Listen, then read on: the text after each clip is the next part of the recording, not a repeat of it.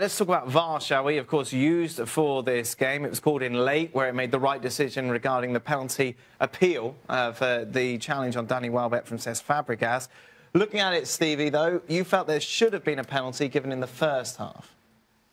Yeah, for me, Maitland-Niles is kicked by Moses. I actually thought it was pretty identical to what happened with Hazard and Bellerin a couple of weeks ago when Chelsea last played Arsenal. The most disappointing is not the outcome for me because, listen, the three of us have argued about this and we can't all decide whether it's a penalty or not. But the referee didn't take the time to go and have a look at it himself. He's been told, isn't he? He's been told. But he's in charge. Oh, every decision. What's he supposed to do? Every decision that's made on that field will reflect on him. So he's just got to ignore what's in his ear? He should be. That's the whole point of VAR, isn't it? The whole point of VAR is to make sure we get the right decision. Exactly. So if you've got the guy in charge who's not making the decision, how is that right? But he's got advisors. He can't just turn his back on the advisors. That's the whole point of them. That's the whole advisors. The whole point of him being the referee is he's in charge. So just ignore them. Ignore the advice you're getting in your ear. Did I say ignore them? Well, it seems to be, because they told him don't look at it. Take their opinion. He did. Take their opinion. And they said don't. They said don't bother. Are you going to let me finish or what? Go on. You take their opinion and then you look at it yourself and then you decide as well. So then what's the point? You don't just go off somebody else. No, why don't you just play the top right? Well, don't be the referee then. I'm going to go and look at the TV over there. No, I don't want anyone else. There you go. Be the referee. What just happened? By the way, you make all the decisions. Yeah, you make all the decisions. No, but there's no point in me being here. I'm just the referee. Who are you talking to? I'm talking to the guy in the VAR. But that's not the way. But that's the whole point. No, the whole point is it's the referee. But it's not the way. But it's not the way it works, because in that case the referee could just take it upon himself at any time to walk over and he's directed by his Premier League colleague whether it's worth taking a look or not, and they decided. Neil Swarbrick, who's as qualified as Martin Atkinson to referee top-level football, decided it wasn't worth it. I understand what you're saying. Right. In my opinion, though, that's not how it should work. How should it work? If I am the referee, and this is a big decision, right? We're talking about... Well, they didn't think so. We're talking about the semi-final of a major tournament, right? It's a big decision. It's 0-0. And so surely you go and double-check. But you've been told by people who've seen numerous angles... You've got to shut up and let me talk. You've been told by people from numerous angles... Just because you think it's a penalty. Don't ask me a question if you don't want the answer. Because every time I try and answer it, you keep jumping in. But I know what you're going to say. But you're not listening. Oh, you got a crystal ball now as well. You're not listening, I know what you're going to say. He's not listening. He ain't listening. Honestly, God. 2 Premier League referees didn't think it was a penalty. Right? Right? 2 Premier League referees didn't think it was a penalty. So why should the guy that matters the most didn't take the time to look at it? The guy was directed by the other Premier League referee. That is wrong. That's how VAR works. That he was told by someone who saw numerous different angles that it wasn't a penalty. Just because you thought it was a penalty doesn't mean the rest of the... Why don't you get him to referee then, the guy in the van? Well, because his job's VAR on that night. What's wrong with you? Look... If I'm in charge, I want to be the guy that makes a decision. He did make a decision. I don't take advice from anybody. Well, that's what VAR is. It's advice. But when a decision has to be made, that's why you're the man in the middle. You're the referee. You should be making the final decision. Sure, you can take advice. Yep. But don't let them have the final say. He didn't. Well, he did. How do you mean he didn't? He didn't go and have a look at it himself, so he obviously... He saw it himself. He didn't think it was a penalty. He asked for a second opinion. He got a second opinion. That was clarified by Neil Swarbrick, and they moved on. So you don't think he should have gone over himself? No, he saw it. Had a look at it. He saw it. He saw it in real time. Yes, and he didn't think it was a penalty. He asked for a second opinion. He got his second opinion, and the answer was no. It's because referees miss things in real time. Yeah, and that's why the other guy looked at it. Why don't you double check that you got it right? Because he... Not only in real time, but having a look at the replay. He got somebody to double-check it for him. That's fine. I'll tell you what. I'll get somebody to come in here tomorrow and I'll sit in the house. Well, I bloody hope so. I'll sit in the house tomorrow. The mood you're in. Can I talk? Oh, you never asked me before, so why are you asking me now? It's Julian Laurent. It's Julian, what do you make of all of this? Sorry. I agree with both Stevie and Craig, but I thought watching the game that Neil Atkinson would go to VAR for this and that he would go himself to check it. He clearly thought there was no need because he didn't think it was a pen, and VAR, from what he got, didn't think either that it was a pen. But I thought that was the right opportunity for him to go and have a look, but he clearly didn't think the same. No. Okay. Hold on, can I clarify this? Yeah. I think Julian just agreed with me. Thank you, Julian. Yeah, but you're missing the point. You're missing the point. I'm done with You're missing the point. If we have it your way, games will be stopped all the time. I didn't miss your point at all. Yeah, you did. It was interesting that Arsene Wenger said... What's games stopped all the time? No, I don't. One Premier League referee sees it, asks for a second opinion, gets a second opinion, he wants him to go and look at it a third time. I'll tell you what, Mike Dean gave a penalty against Arsenal last week. There was handball that I guarantee all the referees in the Premier League... What game was that? When he gave the handball against Arsenal. Oh, the... West Bromwich Albion. Yeah. I'll bet you 90% of the other referees wouldn't have given it. No. What's your point? Well, the point is, they've all got a different point of view. It's subjective. Yeah. Right. So that's why the referee who's in charge should go and look at it. But he did look at it in real time. Oh, real time. Here we go. I think we've been down that road. Arsene Wenger said it took too long. For what? VAR. Seriously, I mean, honestly, you're winding me up now. No. Is this I didn't just make up this. Is this the wrong time of year here? No. He said after the game, we're doing prank shows now about VAR that it took too long. I tell you what, it took too long. I agree, it took too. Well, it took too long for the Welbeck challenge to be deemed correct because it was a clear playing of the ball. That was a bit of a nonsense for me. But other than that, I don't think it slowed the game down. I think the game was just poor. Without going overboard, right? You want to get the call right. So within reason, if it takes a minute or two, well, fine. Just get the call right. Yeah. In the end, that's what we want. That's why the system is in place. So use the system. Use the technology. That's all. I don't know what the issue. It wasn't a penalty anyway. It was a penalty. No, it wasn't. And that's another reason why he has to go. In your opinion, it was a penalty. Exactly. I'll side with the two Premier League referees. You two, I know, are going differently. Right. Why did you think it was a penalty? Not a penalty, Craig. I don't think there was any contact at all. But if you look at replay, there is contact, isn't there? I hardly think there was any contact. I mean, what are we going over it every time now? And if you talk to me about what's the difference with Hazard, Bellerin was hooking to hook the ball away. Right. So he clearly hooked into Eden Hazard. I mean, that's clear. There's a difference. But at the very least, I think there is enough doubt for Martin Atkinson to take a look at it himself and evaluate it himself. In that regard, I'm with Steve. So are we saying even if there's contact, it's not necessarily a penalty? Not all contact's a penalty. I think it's clear last week that Bellerin kicked Hazard, right? I don't think this one is as clear. Stephen Nicol? Has he hurdled him? No, I thought it was a penalty. But, again, it's subjective, isn't it? Thomas Lemar, is he actually any good, and could he go to Liverpool? He's very good, and he could go to Liverpool. I think they've clearly identified him as the replacement for Philippe Coutinho. The thing is, right now, as of today, Monaco haven't received any offer from Liverpool or for Arsenal, who are also interested in Lemar to replace Alexis Sanchez when he does go. And for Monaco, their position is pretty simple. They say it makes no sense for us to sell now. Our strategy is not to sell our big-name players in January. We wait for the summer where we can get more money for them, especially when it's a World Cup year. If France win the World Cup with Lemar as a starter, his price will go up 30 or 40 or 50 million euros, you know, just after the World Cup. So for them, they're saying it makes no sense. If Liverpool come with a huge offer that they can't say no, of course they won't say no, and they'll take it. And I still think that Lemar would do great at Liverpool, and that club would be a perfect coach for him to improve even more and become an even better player. But right now Monaco is saying, we've got nothing, we received nothing, and it's not our strategy to sell him now. How huge is huge, Julian? How big an offer would you think needs to be made to turn Monaco's head? Well, they rejected 90 million from Liverpool in the summer, and they would have accepted the 100 million from Arsenal, but Lemar said no. So you would think that 6 months later, they would want a little bit more for someone who's now established himself with the French national team, which was not the case 6 months ago.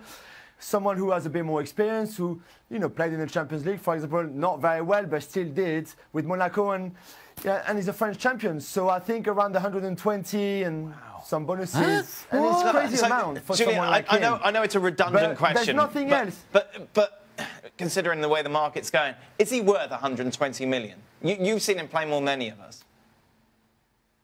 No, I don't think he's worth that. But I don't think Dembele was worth 150 either. And Barcelona came and paid that amount of money. So I think we should not look at it as is he worth that or is not worth that. Monaco said no to 90. They would accept 100 last summer.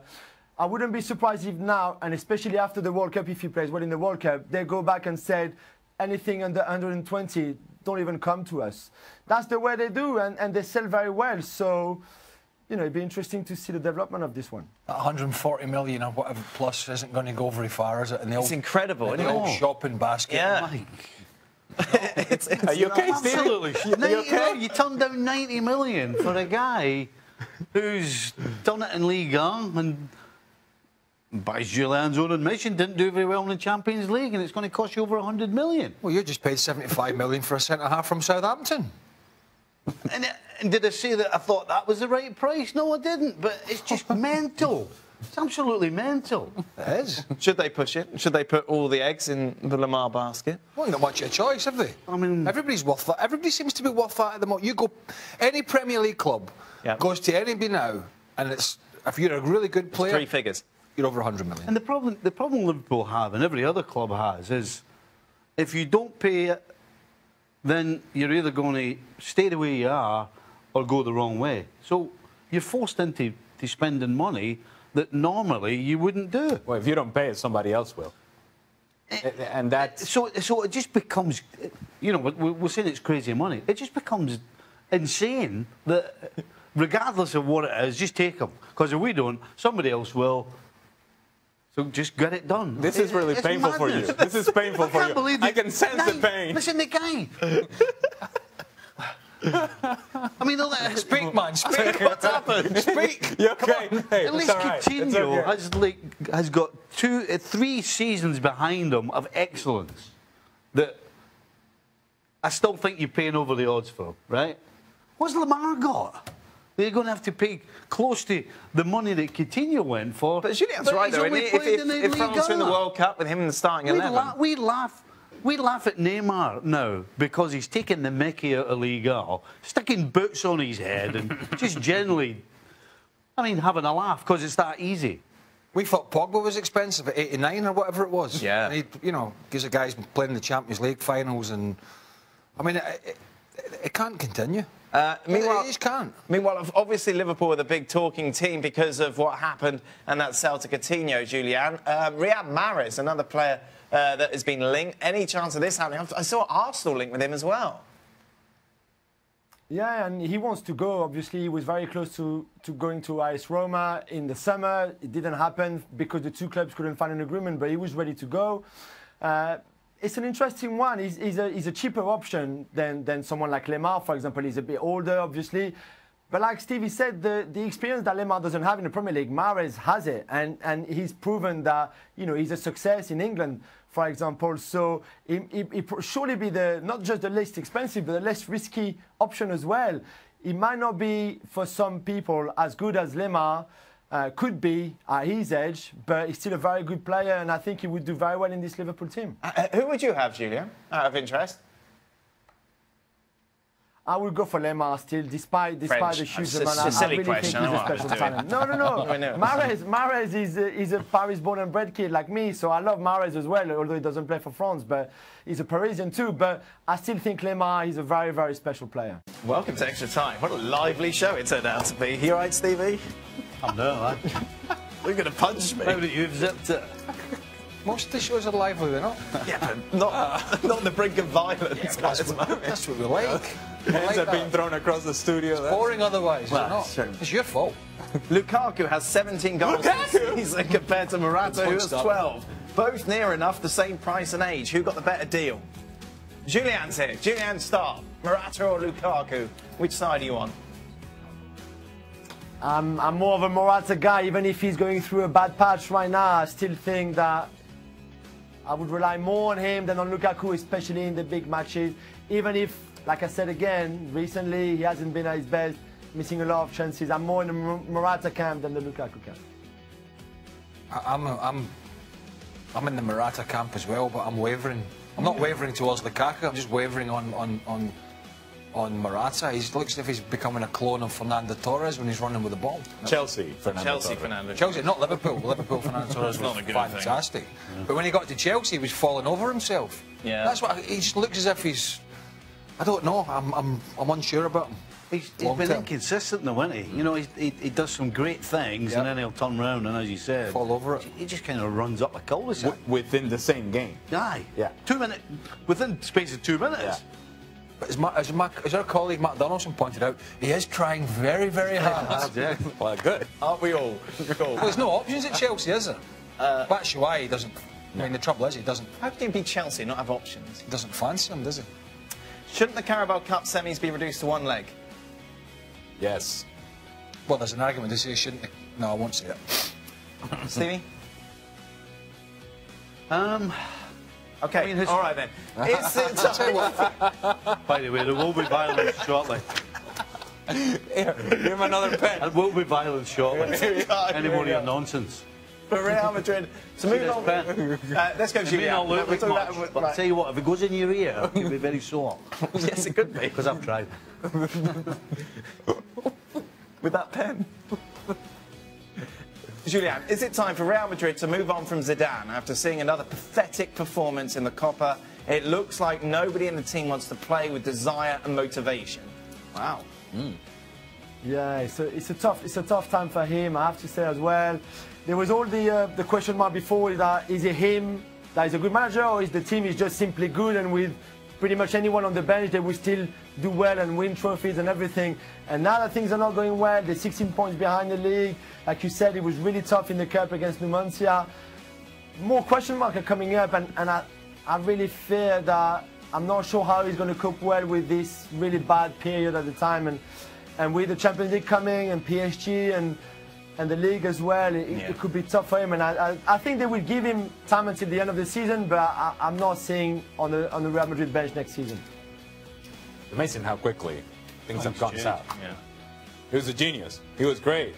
Unbelievable how he handled this locker room, how he manages his players, and then Coach of the Year. Yeah, he was the guy. Yeah. And now all sorts of questions. The same thing happened to Ancelotti, though. Huh?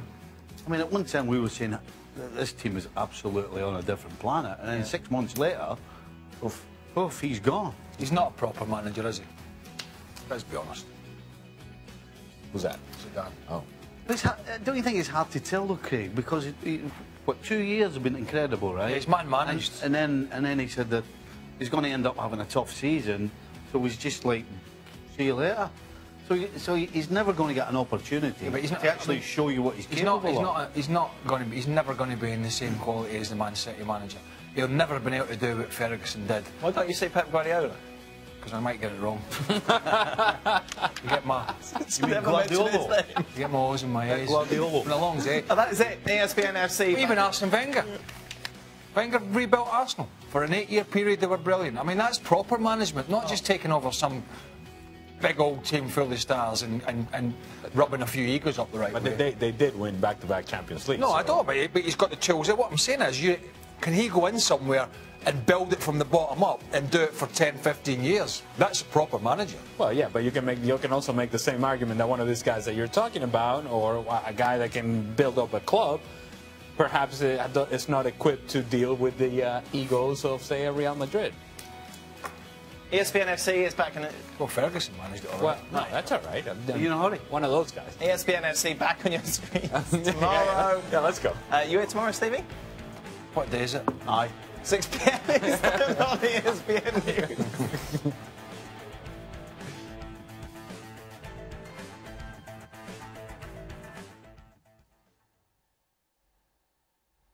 I've got Ali Moreno here with me to tackle some transfer rumours in Transferrator. Ali, you're going to tell me which ones you think could be hits and which ones are just outright misses. Batshuayi to Sevilla.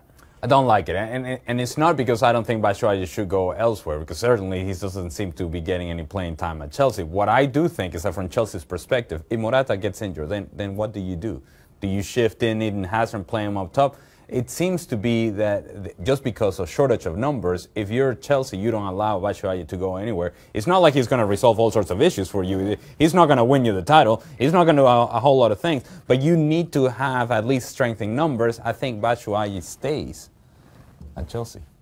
Theo Walcott, there's always a lot of rumors surrounding this man at Arsenal. He's been linked to the supposed to be good. Back to Southampton. I think everyone thought he was supposed to be the man. That obviously has not happened.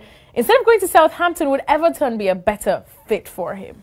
I don't know if it's about Everton or if it's simply about getting away from Arsenal. If anybody needs a change, it's Theo Walcott, because whatever situation has happened in Arsenal, you don't see player development. You don't see growth. In fact, you see steps being taken back. So it is time for him to go elsewhere. I'm not sure whether it's Everton or not. I don't know if that's a fit that he needs, but what I do think is that he needs to leave, so I'm taking Walcott somewhere out of Arsenal. What about Olivier Giroud? Is he one of those that needs to leave Arsenal, this time, though, to the Chinese Super League? I don't know if he needs to leave It'd be a big payday, for sure. I don't know if he needs to leave Arsenal, but it feels like everybody's jumping ship. It feels like Alexis Sanchez is gone. It feels like this situation with Arsene Wenger, he continues to be around, the club is going nowhere anytime soon. So if you're Giroud and this is sort of a life-changing payday, then why not? Hey. If you need somebody to carry his bags, I'm here for him too. Samesies. You want to come over? Let's do it. I'm sure he's going to have a lot of money bags to carry if he goes to the Chinese Super League. Rafinha, will he find greener pastures with a move to Inter Milan? Another player that simply needs to move because of numbers in Barcelona. You bring in Coutinho, that puts you even further away. Even when there's been opportunities to rotate and to play other guys, Rafinha hasn't been the first choice. And Denis Suarez has played. Andre Gomez has played. He doesn't seem to be in the mix. And sometimes when they need a younger legs or whatever, they bring in Sergio Roberto into the midfield and put Semedo out wide. He doesn't fit in. It simply feels like his time at Barcelona is coming to an end. Whether it's Inter Milan, I do not know. But Rafinha, gone. And finally, this one that I know a lot of people stateside have been wanting to happen for some time now. Zlatan Ibrahimovic, you know I love him at Man United, but I'd also love him closer to us here in the USA. Because you get so to would see an him? MLS move be good for the big Swede? We've discussed this in the past. There are only a few names around the world that you say, you know what, forget about age, forget about injuries. Throw the kitchen sink. This guy will give you something different, will provide you a presence and a platform from which you can show your product to many more people simply because of his name. That's Zlatan Ibrahimovic. However, it has to happen for the right price. You can't just be unreasonable about this. And if I'm a team in MLS that's interested in Zlatan, I make him a partner. I start talking to him not about a contract, but start talking to him about a situation of how much he can do within a community, how important he can be within a community, how I can get him involved not only on the field, but on the club side as well, so that I spark a different interest in him, not just on whatever contract and whatever money, but say, hey, look, maybe we tie you up to jersey sales. And that's just so me. It pays off all around. And I'm just throwing ideas. And I'm sure that there are more creative people that can come up with many and better ideas than what I have just said. All I'm saying is that he is worth it. He's worth it. If it's for a year, it's worth it. If it's for 2 years, it's worth it. Whatever Zlatan can give you, gives you a bigger platform. And if you're in MLS, you don't turn your back on Zlatan. Those are beautiful words, Ale. Beautiful words. Ale Moreno for MLS president.